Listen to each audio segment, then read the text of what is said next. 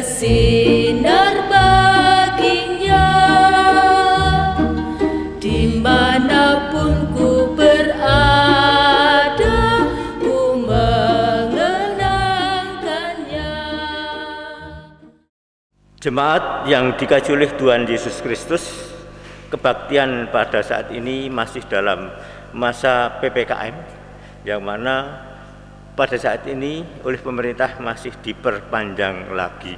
Oleh karena itu, mari kita dukung program pemerintah ini dengan kita tetap mentaati.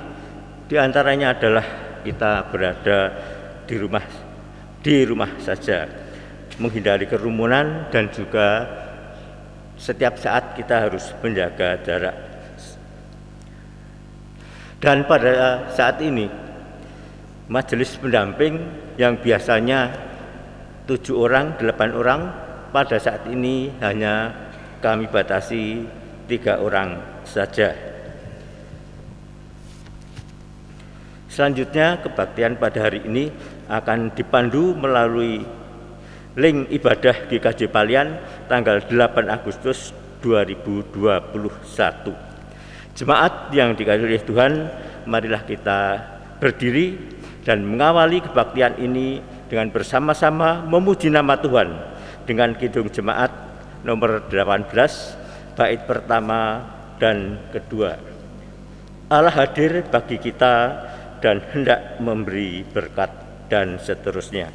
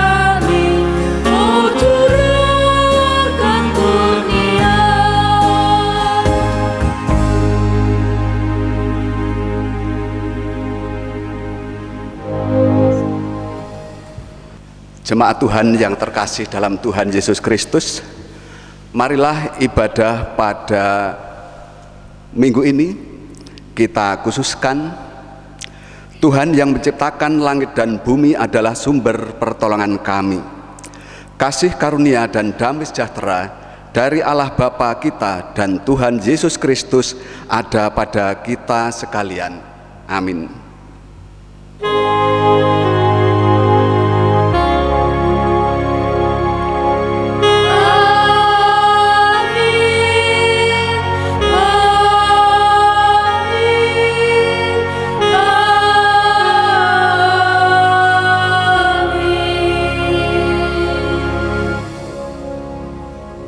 Jemaat yang terkasih dalam Tuhan Yesus Kristus, marilah kita bersama-sama memuji Tuhan dengan NKB 181A, bait yang pertama dan bait yang kedua.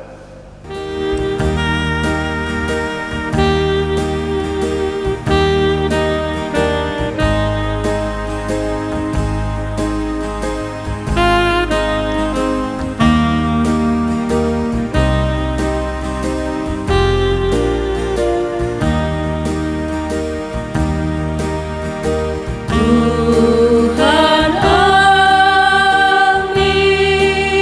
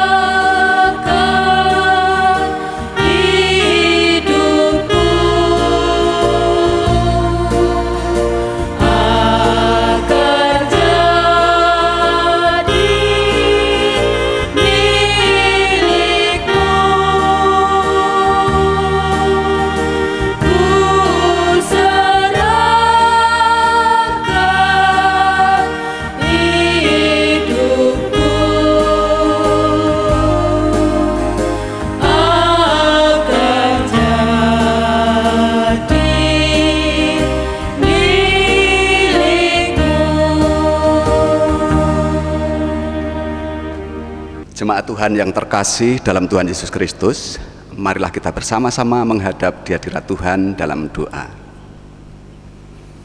Bapa kami yang ada di surga, pada minggu ini tanggal 8 Agustus tahun 2021, kami bersama-sama menghadap di hadirat Tuhan. Sungguh bersyukur Tuhan, karena Tuhan selalu memberikan berkat yang begitu banyak kepada kami. Tuhan yang ada di surga, di hari-hari yang telah kami lalui, mungkin banyak sekali hal-hal yang tidak berkenan di hadirat-Mu. Kiranya Tuhan selalu mengampuni. Pada hari ini Tuhan, kami bersama-sama jemaat Tuhan menghadap di hadirat-Mu, mengucap syukur dan terima kasih atas segala berkat-Mu. Untuk selanjutnya Tuhan, kami akan bersama-sama mendengarkan firman Tuhan. Kiranya Tuhan juga selalu hadir di tengah kami, di tengah-tengah keluarga kami, hingga kami dapat mendengarkan firman-Mu sesuai dengan apa yang Engkau rencanakan. Tuhan yang ada di surga, pada saat ini kami berdoa untuk jemaat Tuhan di Gereja Kristen Jawa Palihan ini. Kiranya Tuhan selalu berkati, Tuhan selalu sertai, berikanlah kesehatan, berikanlah kesembuhan saat jemaat Tuhan mengalami sakit. Bapa yang ada di surga, kami menyerahkan di tangan Tuhan. Kiranya Tuhan mengurapi, menyembuhkan, sehingga saudara-saudara kami, jemaat Tuhan yang ada di Palihan khususnya, mendapatkan berkat-Mu dan merasa berbahagia oleh karena Tuhan selalu mengasihi. Tuhan yang ada di surga, kami juga berdoa untuk bangsa dan negara kami yang saat ini masih mengalami penderitaan oleh karena COVID-19. Kami percaya bahwa Tuhan selalu hadir. Kami percaya bahwa Tuhan tidak meninggalkan saudara-saudara kami, bangsa Indonesia. Oleh karena itu Tuhan, campur tangan Tuhan selalu kami harapkan.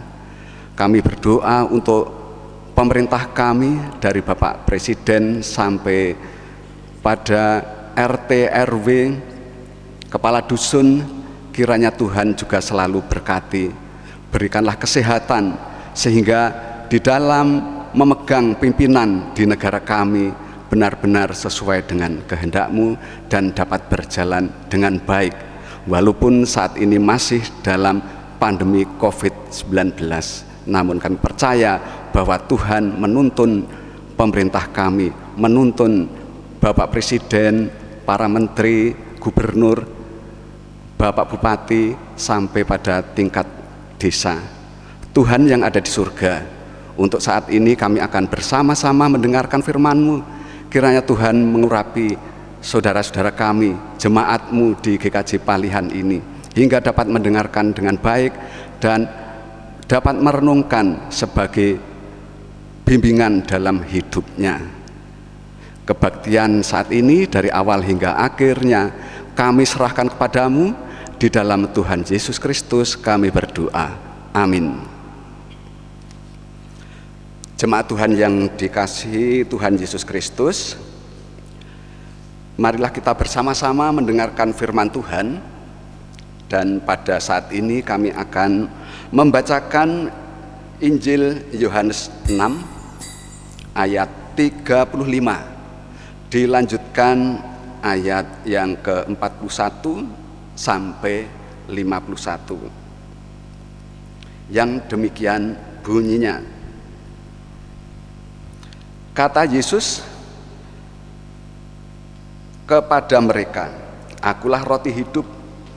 Barang siapa datang kepadaku, ia tidak akan lapar lagi. Dan barang siapa percaya kepadaku, ia tidak akan haus lagi." Maka bersungut-sungutlah orang Yahudi tentang Dia, karena Ia telah mengatakan, "Akulah roti hidup yang telah turun dari surga." Kata mereka, "Bukankah Ia ini Yesus, anak Yusuf yang ibu bapaknya kita kenal. Bagaimana ia dapat berkata, "Aku telah turun dari surga"? Jawab Yesus kepada mereka, "Jangan kamu bersungut-sungut. Tidak ada seorang pun yang dapat datang kepadaku jikalau ia tidak ditarik oleh Bapa yang mengutus aku. Dan ia akan kubangkitkan pada akhir zaman. Ada tertulis dalam kitab nabi-nabi, dan mereka semua akan diajar oleh Allah, dan setiap orang yang telah mendengar dan menerima pengajaran dari Bapa datang kepadaku. Hal itu tidak berarti bahwa ada orang yang telah melihat Bapa. Hanya Dia yang datang dari Allah. Dialah yang telah melihat Bapa. Aku berkata kepadamu, sesungguhnya barang siapa percaya, ia akan mempunyai hidup yang kekal. Akulah roti hidup. Nenek moyangmu telah makan mana di padang gurun dan mereka telah mati. Inilah roti yang turun dari surga. Barang siapa makan daripadanya, ia tidak akan mati. Akulah roti hidup yang telah turun dari surga. Jikalau seorang makan dari roti ini, ia akan hidup selama-lamanya. Dan roti yang kuberikan itu ialah dagingku yang akan kuberikan untuk hidup dunia.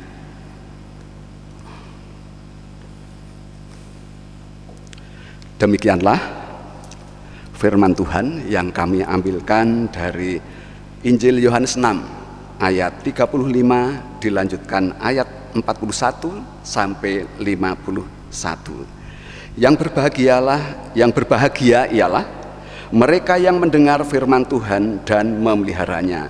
Haleluya.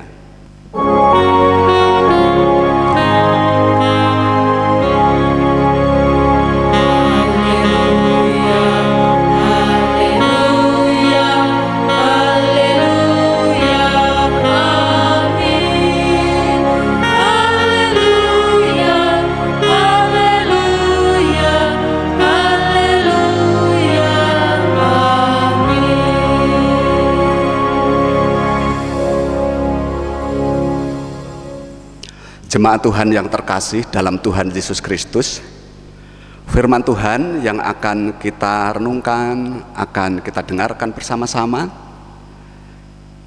diberi judul Hidup sebagai Orang Merdeka. Hidup sebagai orang merdeka. Jemaat Tuhan yang terkasih di dalam Tuhan Yesus Kristus, kita sering mendengar istilah merdeka. Merdeka sering dimaknai sebagai bebas, tidak terkena tuntutan, leluasa bertindak, lepas dari sesuatu keadaan yang menindas, dan tidak bergantung pada orang atau sesuatu yang lain. Merdeka dalam arti yang leluasa, terutama di era teknologi informasi saat ini, dapat dimaknai sebagai memiliki peluang yang bebas untuk menggunakan media sosial, mengakses, mengirim informasi, dan lain-lain. Merdeka dalam relasi sosial berarti tidak bergantung pada orang atau sesuatu yang lain yang dapat membuat hidup dan dirinya merasakan nyaman, damai, dan tenang menjalani hidup. Jemaat Tuhan, jadi orang yang merdeka berarti seseorang yang memaknainya sebagai jalan spiritualitas yang dapat menuntun latihan kemandirian dan tidak bergantung pada orang lain atau sesuatu yang melekatkan hidupnya secara mutlak. Kemudian merdeka juga dapat menggunakan keleluasaan sikapnya dalam bertindak, baik di realitas sosial maupun melalui virtual, dengan disertai kesadaran moral atau etis, sebagai sikap tanggung jawab sosialnya kepada Allah dan sesamanya. Jemaat Tuhan yang terkasih dalam Tuhan Yesus Kristus, sebelum kita mendengarkan lebih jauh tentang Tuhan Yesus yang mengajarkan kepada kita, marilah kita bersama-sama melihat cerita zaman Perjanjian Lama mengenai seorang Panglima Daud yang bernama Yoab. Ia panglima yang baik, panglima yang selalu setia kepada tugasnya. Yoab juga menjadi saksi sejarah bagaimana awal konflik di kerajaan Daud pada waktu itu. Pada waktu itu juga Yoab mendapatkan tugas yang berat. Namun di satu pihak Yoab juga harus memilih untuk kepentingan pribadinya atau untuk kepentingan bersama atau untuk kepentingan rakyat banyak. Saudara yang terkasih dalam Tuhan Yesus Kristus, konflik keluarga Daud ini sebenarnya sudah disampaikan terlebih dahulu, atau dapat dikatakan sudah dinubuatkan oleh Nabi Nathan sebagai akibat dari tindakan Raja Daud yang melakukan tindakan tidak baik, yaitu melakukan zina terhadap Batseba. Pada cerita-cerita berikutnya kita juga pernah mendengar Absalom anak Daud. Absalom dia juga mengawali perbuatan untuk memberontak kepada bapaknya, kepada Raja Daud, dengan terlebih dahulu membunuh saudaranya yang bernama Amnon.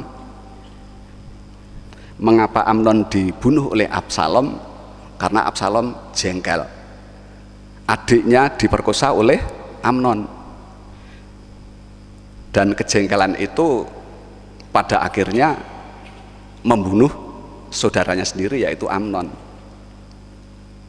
Apa yang dilakukan oleh Absalom itu membuat kerajaan Daud menjadi sedih, menjadi kecewa. Akhirnya Absalom juga dibuang, disuruh pergi, dan selama 5 tahun Absalom dalam pembuangan.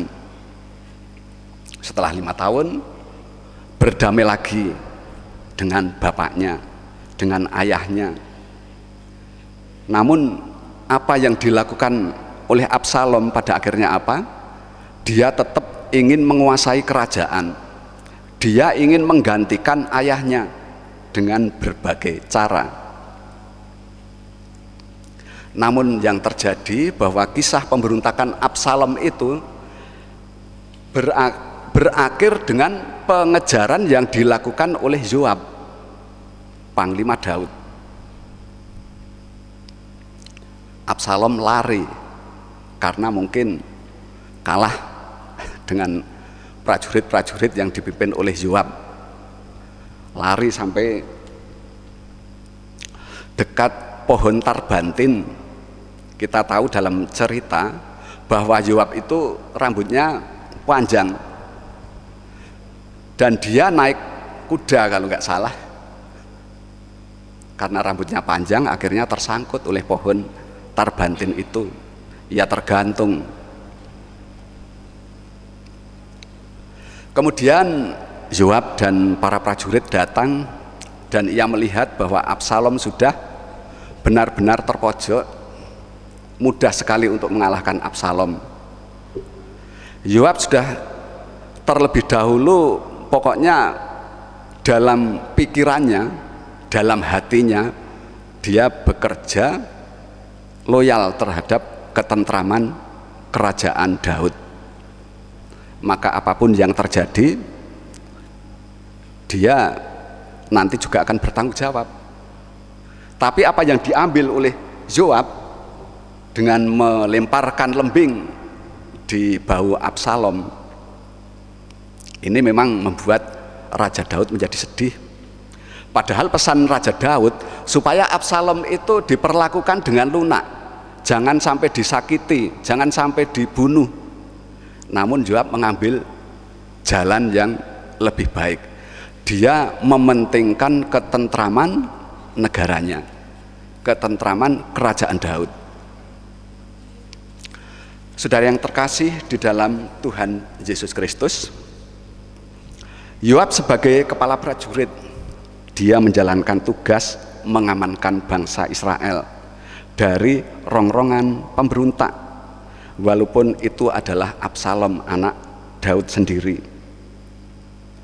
Dalam mengembantu tanggung jawabnya, Yoab lebih meletakkan pertimbangan keamanan seluruh negara daripada kepentingan pribadi raja terhadap anaknya. Sementara itu, mungkin prajurit-prajurit yang lain, misalnya Abisai, Itai, dan lain sebagainya, itu tetap patuh kepada sang raja. Tetapi Yoab, dia merdeka untuk memilih. Dia harus menenteramkan negara atau kerajaan Daud.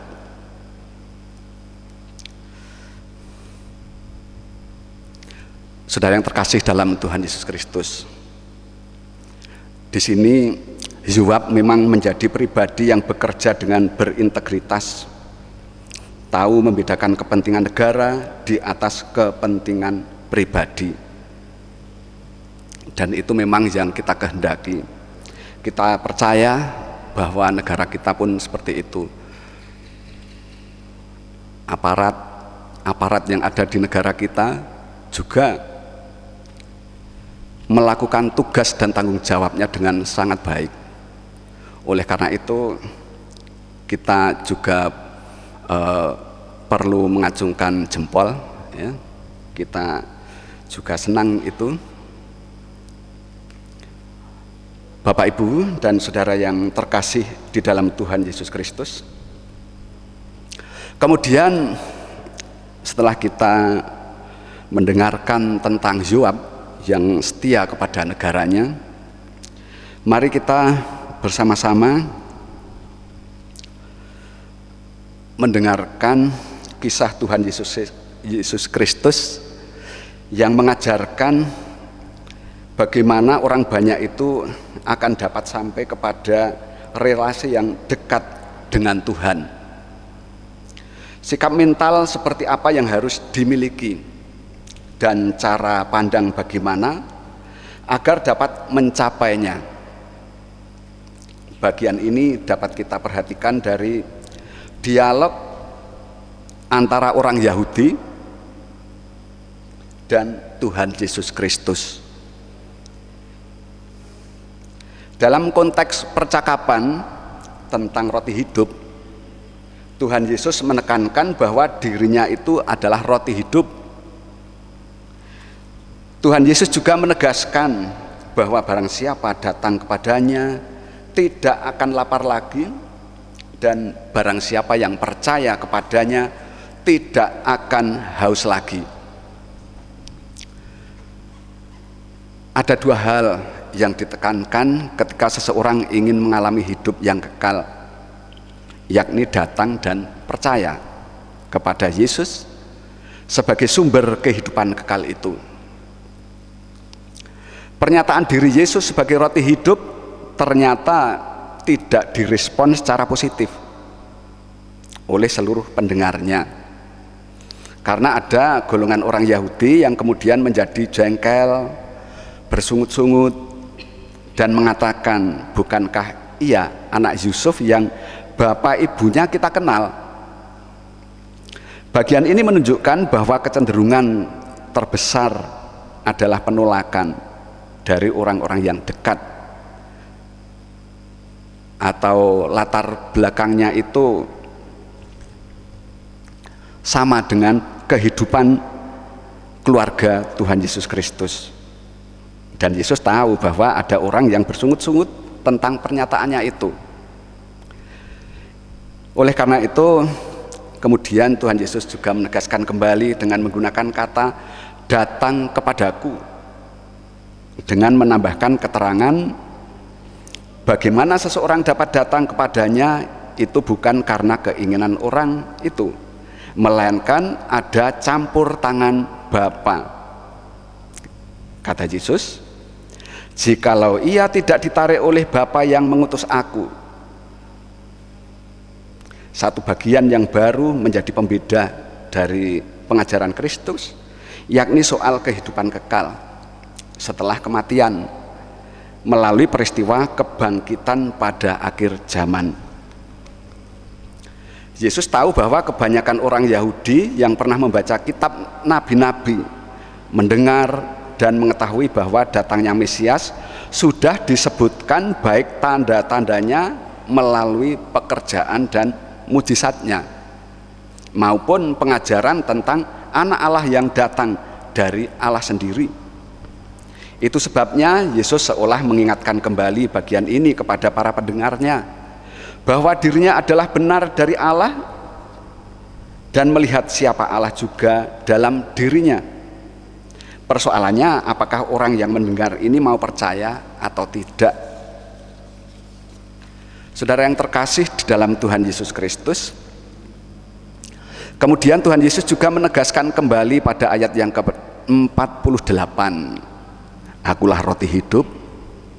Kemudian Yesus mengajak pendengarnya waktu itu berefleksi mundur, bahwa dahulu ketika nenek moyang bangsa Israel itu di padang gurun, Allah memberikan mana dari surga.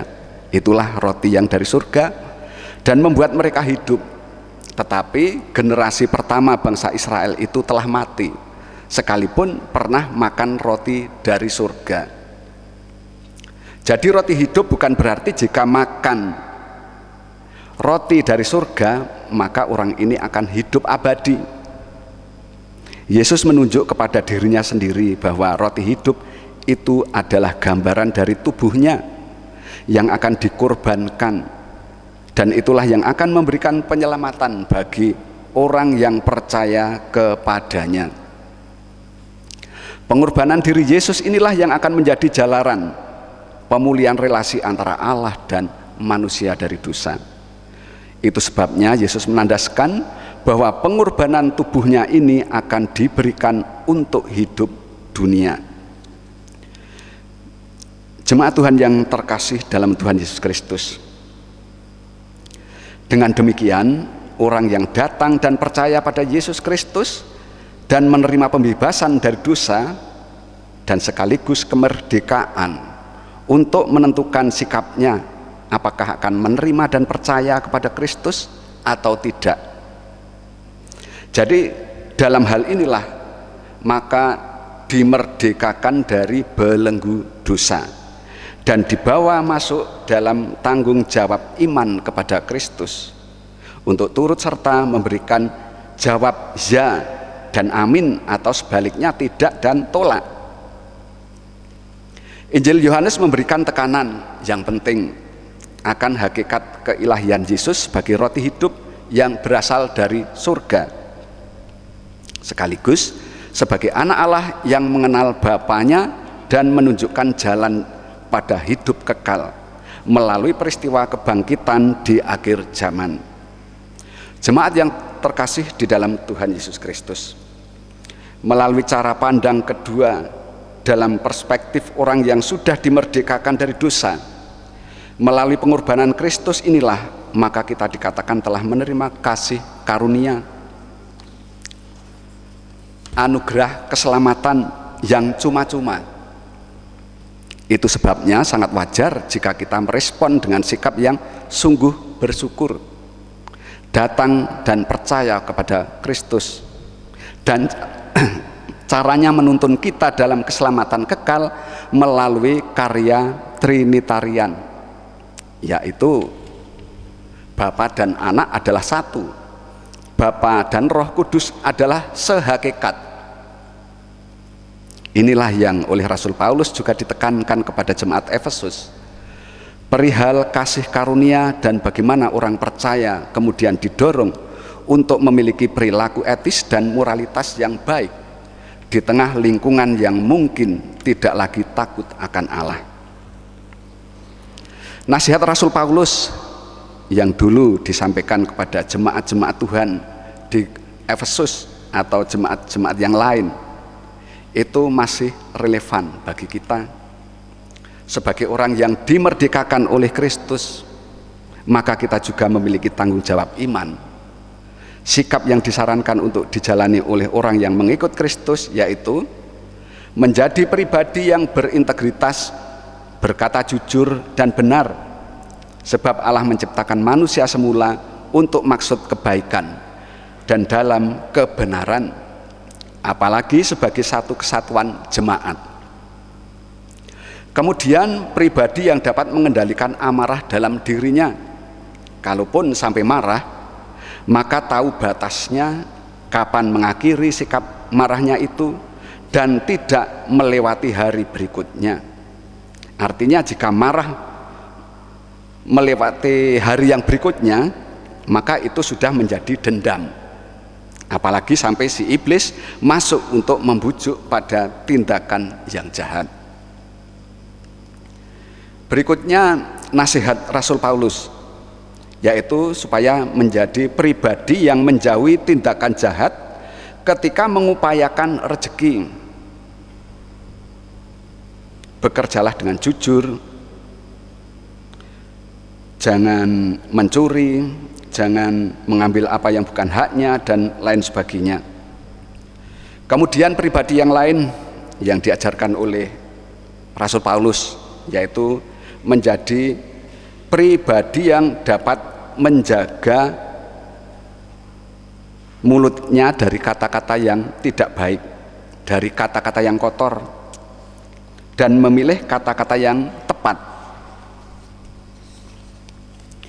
Selanjutnya, jadilah pribadi yang menjaga sikap baik dalam relasi sosial, tidak mendatangkan kepahitan, kegeraman, kemarahan, pertikaian, fitnah. Sebaliknya bersikap ramah terhadap semua orang, penuh kasih mesra dan saling mengampuni. Jemaat Tuhan, nasihat yang praktis tersebut disampaikan supaya kita menyadari artinya dipanggil dalam lingkup keselamatan oleh Allah melalui Tuhan Yesus Kristus, yaitu untuk menjalani hidup sebagai anak-anak terang.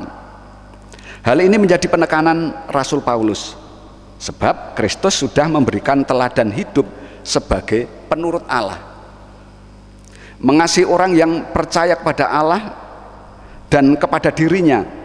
Itu sebabnya Yesus Kristus rela menyerahkan dirinya sebagai persembahan dan kurban yang harum bagi Allah. Nasihat Paulus ini juga mendorong kita untuk menjaga dan terlibat secara bertanggung jawab dalam hidup bersama jemaat, di gereja dan masyarakat, sesuai dengan karunia masing-masing. Bangsa kita membutuhkan pribadi yang berintegritas, juga takut akan Allah dan memiliki sikap moral yang baik untuk membangun kembali negeri ini, apapun profesi kita. Selayaknya sebagai pengikut Kristus, kita lebih memberikan yang terbaik bagi bangsa Indonesia, seperti juga untuk Tuhan. Selamat menghayati panggilan hidup sebagai orang yang dimerdekakan, supaya menggunakan kemerdekaannya itu secara bertanggung jawab, baik di hadapan Allah maupun dalam relasi sosial. Kiranya Tuhan memberkati kita. Amin.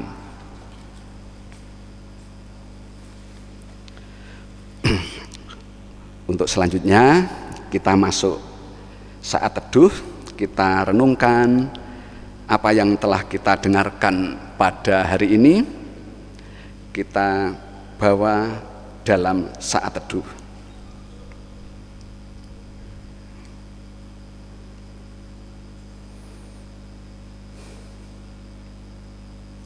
Bapa kami yang di surga, kami bersyukur bahwa Tuhan yang penuh kasih telah membimbing kami dengan firman-Mu. Untuk selanjutnya Tuhan, ajarlah kami untuk selalu dekat dengan Tuhan. Saat ini kami akan berdoa seperti yang Tuhan ajarkan kepada kami dengan doa Bapa kami. Bapa kami yang ada di surga, dikuduskanlah nama-Mu, datanglah kerajaan-Mu. Jadilah kehendak-Mu di bumi seperti di surga.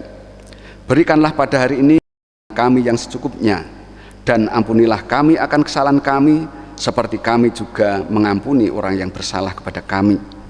Dan janganlah membawa kami ke dalam pencobaan, tetapi lepaskanlah kami daripada yang jahat, karena Engkaulah yang mempunyai kerajaan dan kuasa dan kemuliaan sampai selama-lamanya. Amin. Jemaat Tuhan yang terkasih, marilah kita bersama-sama menyanyikan Kidung Jemaat 402 bait yang pertama dan bait yang kedua.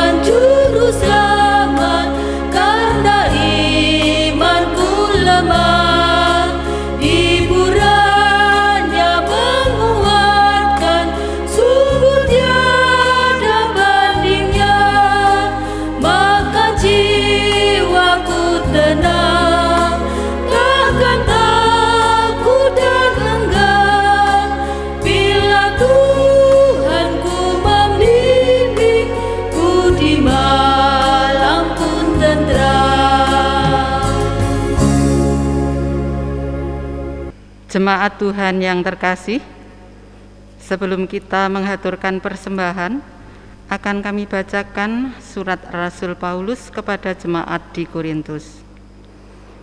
2 Korintus 9 ayat 7 dan 8. Hendaklah masing-masing memberikan menurut kerelaan hatinya, jangan dengan sedih hati atau karena paksaan, sebab Allah mengasihi orang yang memberi dengan sukacita. Dan Allah sanggup melimpahkan segala kasih karunia kepada kamu, supaya kamu senantiasa berkecukupan di dalam segala sesuatu, dan malah berkelebihan di dalam berbagai kebajikan. Sambil beredarnya kantong persembahan, kita iringi dengan nyanyian dari NKB 196 ayat 1 dan 2, Ku beroleh berkat.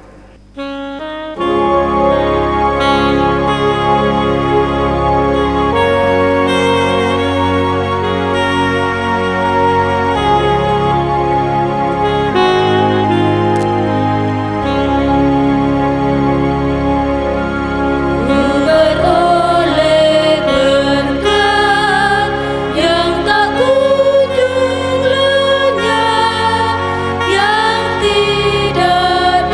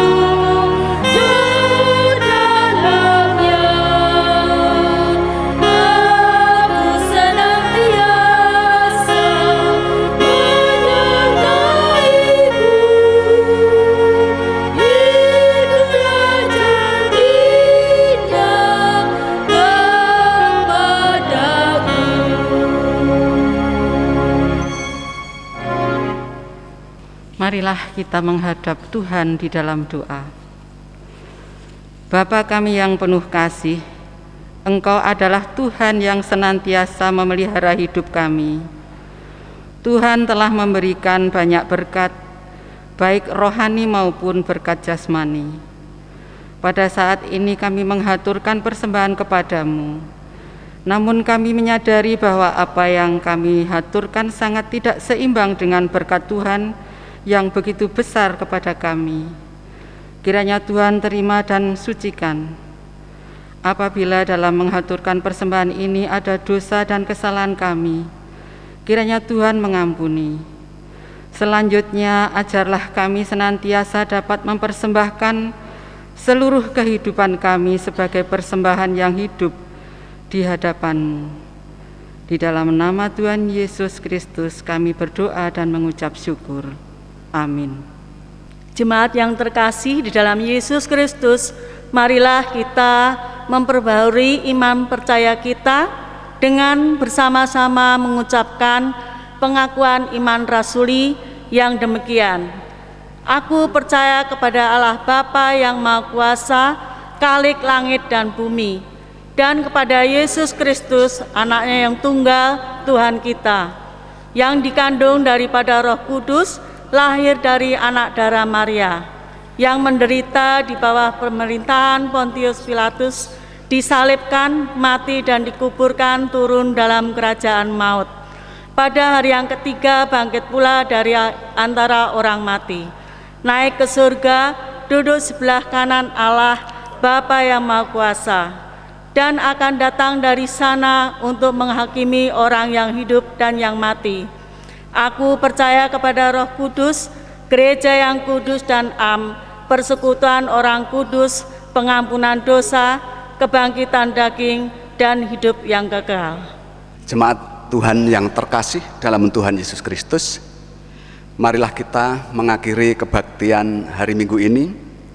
Kita bersama-sama menerima berkat Tuhan.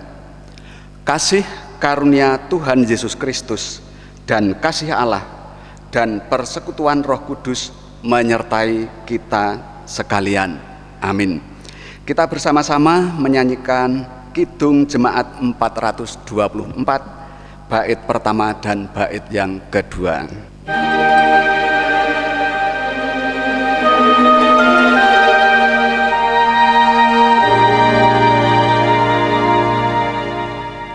Yesus menginginkan daku bersinar baginya,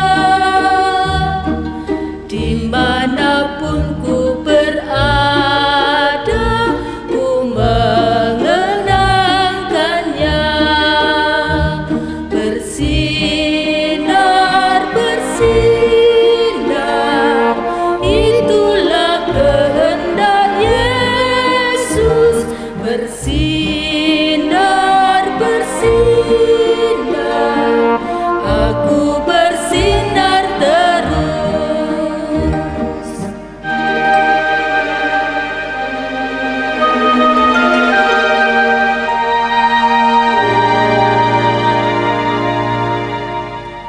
Yesus menginginkan daku menolong orang lain, manis dan sopan selalu ketika ku